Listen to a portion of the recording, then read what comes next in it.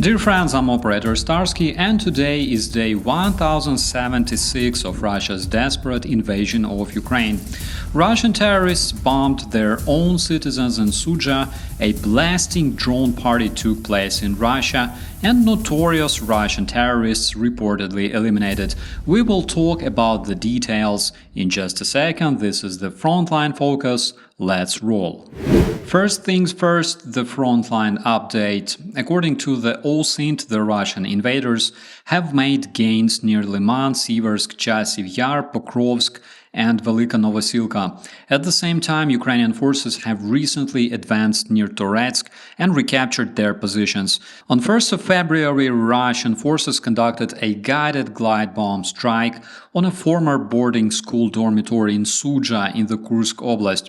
The facility housed 84 local Russian civilians preparing to evacuate, and 4 Ukrainian police officers. According to reports, the Russian attack on their own citizens resulted in 4 fatalities and 4 injuries. Russian terrorists traditionally attempted to attribute the strike to Ukrainian forces.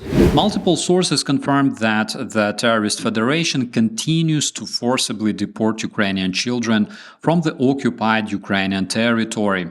To cover up their crimes, they do it under the guise of evacuation and rehabilitation programs.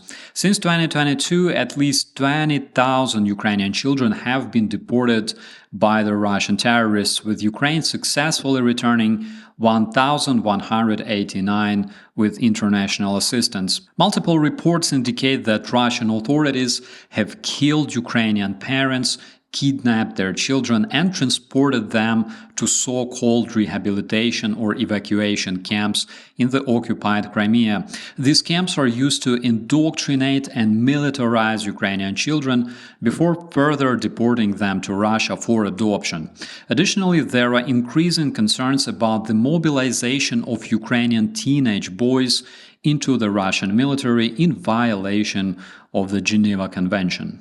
A traditional drone party took place tonight in Russian cities of Astrakhan and Volgograd, my friends. On this footage you can see actually nothing special. The Russian personnel of the Russian oil refinery being evacuated. I bet those guys spent the whole night enjoying vodka and celebrating the special military operation returning home to the terrorist federation. The slight smoking with occasional signs of fire was traditionally reported at the Russian oil refinery number 3.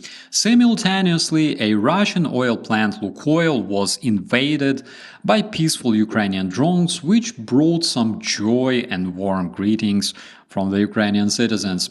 The local monitoring channels reported approximately 50 explosions in the area, and of course none of them came from the drones, because you can also hear that when the air defense is trying to intercept the threats. This time, instead of slight smoking, the Russian authorities came up with localized fires due to the fallen debris. So I bet the things were not going well for Russians tonight in this area, because those debris at times can be extremely precise and nasty. Only in 2024, the NATO officials reported that Ukrainian strikes reduced the oil production in the terrorist federation by almost 1/5. It only means that the special military operation goes according to plan. Dear comrades, Putin loves you. He predicted everything. Keep watching TV, love your motherland, and everything will be okay. Sergei Yefremov, a deputy chief of the Primorsk region of Terror Russia, became a better person in Kursk Oblast. It was reported that his vehicle had a brief contact with a Ukrainian landmine, which resulted in Sergei Yefremov instantly fertilizing between 40 and 50 square meters of his motherland. Actually, it could be more because he was a big guy. Anyways, Sergei Yefremov was known as a commander of a voluntary unit called Tiger, created within the 155th Russian Marine Brigade.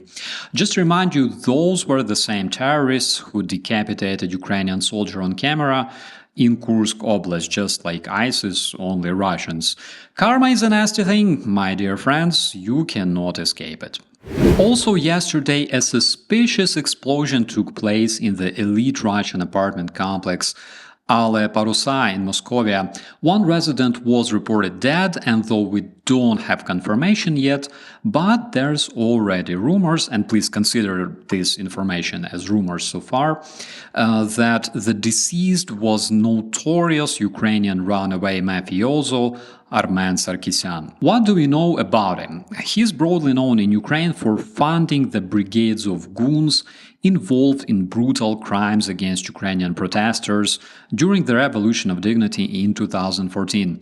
He was the dude who brought many buses of Gopniks to Kyiv to fight against the protesters.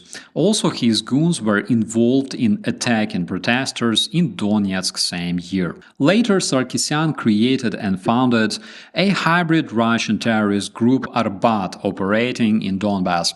And obviously he loved Donbass so much, so he fled to Moscovia, where he purchased some really expensive property, because common Russians usually cannot afford living in those quarters.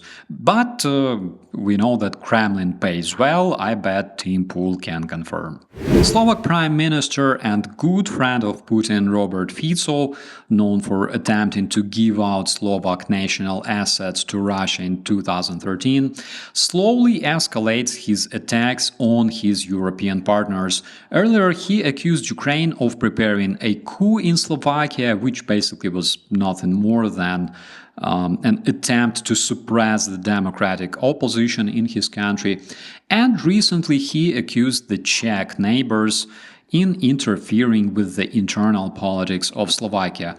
I think it will take only a tiny while before he starts accusing other countries as well, maybe France or Germany, but there's only a small number of people out there truly celebrating Fico's efforts. Nothing pleases the terrorist heart more than watching Europeans fighting against each other, which is sad, my friends.